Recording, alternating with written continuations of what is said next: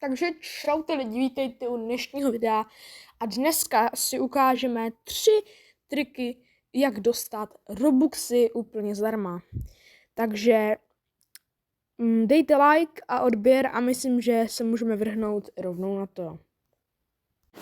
Takže první metoda, nebo první trik, jak dostat zdarma Robuxy, je, napíšete si do Google, funguje to na počítači, na mobilu, na tabletu, kdykoliv. Napište Roblox *create, klikněte a zvolte tuhle první stránku, tady tuhle tu první. A jak na to kliknete, tak vlastně se nám tady rozjede takový menu. Jo? Tady vidím svůj účet, tady vidím svoje hry, updaty. A vy kliknete na tyto 3 čárky. Jak kliknete na tyto 3 čárky, tak potom klikněte Creations, hned to druhý pod tím.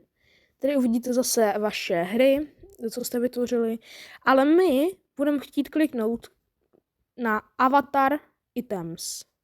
Jak kliknete na Avatar Items, tak potom tady takhle scrollujte dozadu, až najdete Classics. Potom klikněte Classics a klikněte tady na Classic T-shirts a potom tady můžete vlastně uploadnout asset, vlastně jako prostě udělat si vlastní prostě potisk na tričko, protože vlastně budete mít vlastní tričko a na to si můžete udělat potisk. Takže když kliknete upload asset, tak tady můžete dát tu fotku, co budete mít vlastně, pojmenovat si to a dát si nějaký description. Jenom ten problém je v tom, že potřebujete na to 10 Robuxů, aby jste si to mohli uploadnout. Ale já si myslím, že se to vyplatí, protože potom vlastně to t-shirt můžete prodávat a dát mu prostě cenu. Já tady nemám žádný t-shirt ještě, bohužel, abych vám to mohl ukázat. Ale potom vlastně, jak to budete mít hotový, tak zase uvidíte, klikněte na to a potom tam uvidíte nějaký prostě billing nebo sell, něco takového. A tam si potom dáte vlastně vlastní cenu a můžete si to prodávat prostě na Roblox Marketplace. Takže to je první cena, teda první metoda. A teďka na tu druhou.